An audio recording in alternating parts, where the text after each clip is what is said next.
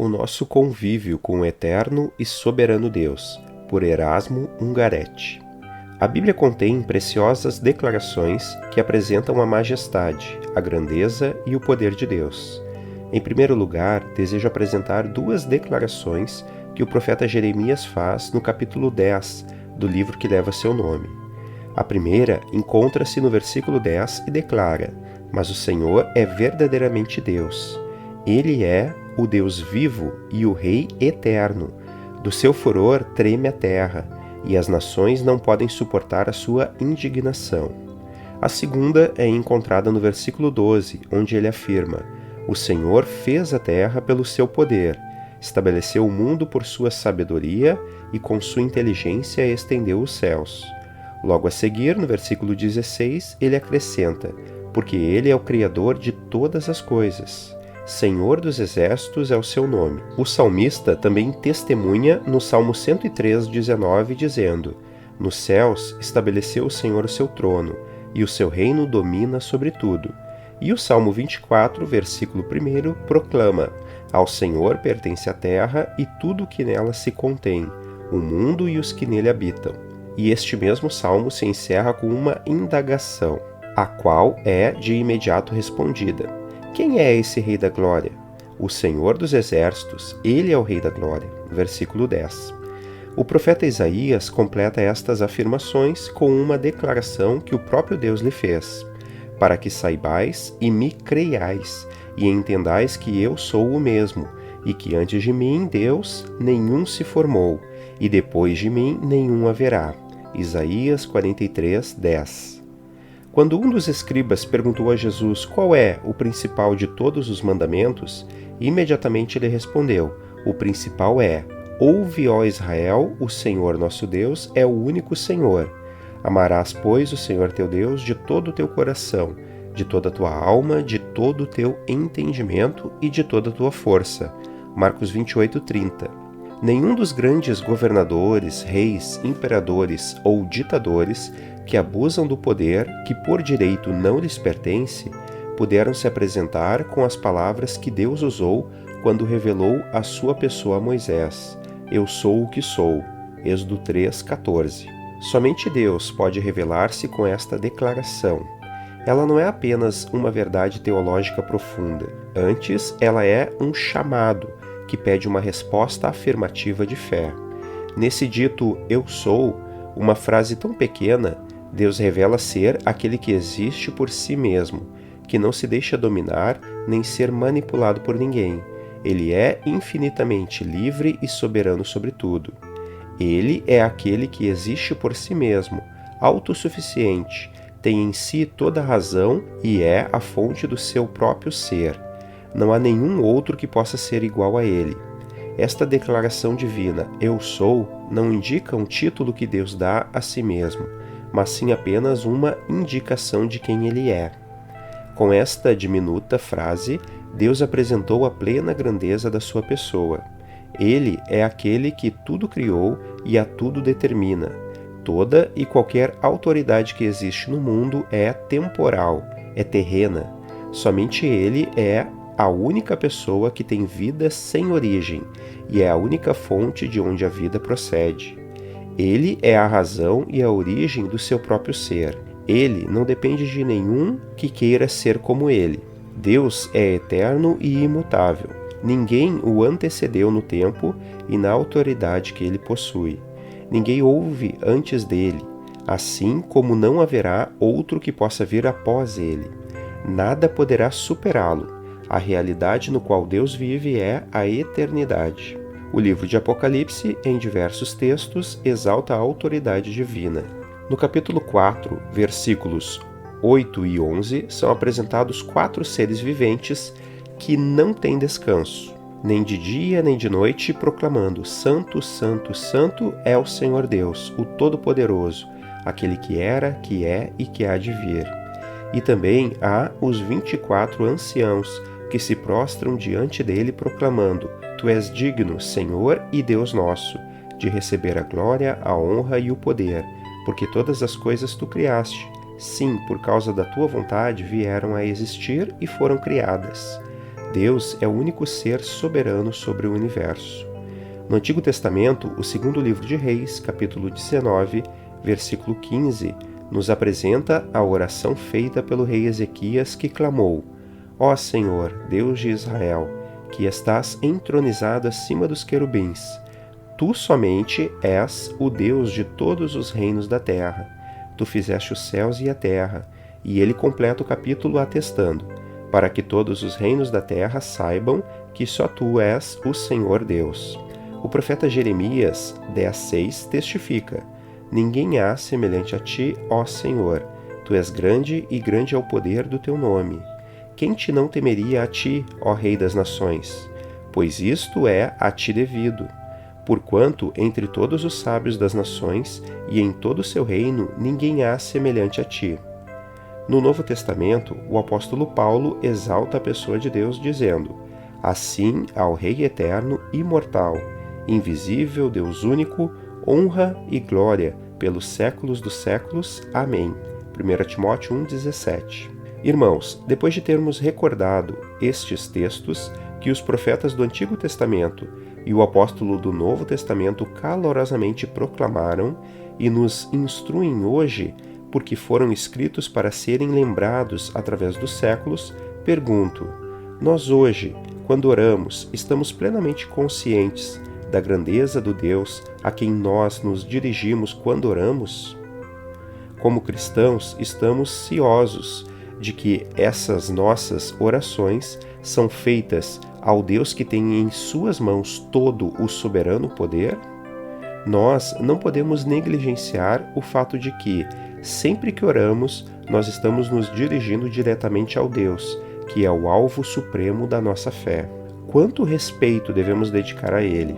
Acima de tudo, quando orarmos ao Deus de todo poder, devemos lembrar que estamos orando ao nosso Deus celestial, Deus de todo amor, nosso Pai eterno. Deus mesmo, na posse de toda a sua grandeza, anseia por nos ouvir. Ainda mais, nós oramos para o Deus que quer ter conosco uma contínua, direta e pessoal comunhão. Lembremos que na intimidade que nós temos com Ele, nós utilizamos uma palavra que é calorosamente bem aproximativa: Pai. Recordemos que antes de nós usarmos esse vocativo, o seu Filho Jesus Cristo o usou constantemente. Como é bom sabermos que esse Deus, todo-poderoso, eterno, Criador dos céus e da terra, nos considera como seus filhos. O Deus que é todo-poderoso nos quer ter bem perto dele e nos considera membros de sua família eterna. Em Romanos 8:29, Paulo escreve: Deus nos predestinou para sermos conformes à imagem de seu Filho, a fim de que ele seja o primogênito entre muitos irmãos. Esta declaração nos coloca em uma relação muito íntima com Deus, pois somos assim considerados membros de sua família eterna, porque nós não buscamos mais assiduamente estar em comunhão com o nosso Pai Celestial. Nós precisamos ser agradecidos a Ele, pois a vida que temos é uma dádiva sua, e Ele nos quer ter com Ele em toda a eternidade. O texto bíblico de Gênesis 2:7 nos revela que na criação do mundo e de tudo que nele há, Deus também formou o homem do pó da terra. Ele soprou nas narinas o fôlego da vida, e o homem passou a ser alma vivente. Quando nós dizemos que os nossos pais humanos nos geraram, não esqueçamos que o fôlego da vida que está em nós foi soprado por Deus. Sem o dom da vida, nada somos. Isso diz claramente que nós somos suas criaturas. Desde o nosso nascimento, Ele nos reconhece como seus filhos. Se o nosso pecado nos separou dele, Ele continua nos amando, e foi com amor por nós que Ele enviou o seu Filho ao mundo, com uma finalidade. Aqui o texto bíblico enuncia: para que todo aquele que nele crê não pereça, mas tenha vida eterna. João 3,16. Nós precisamos nos aproximar do nosso Pai eterno, pois somos seus herdeiros.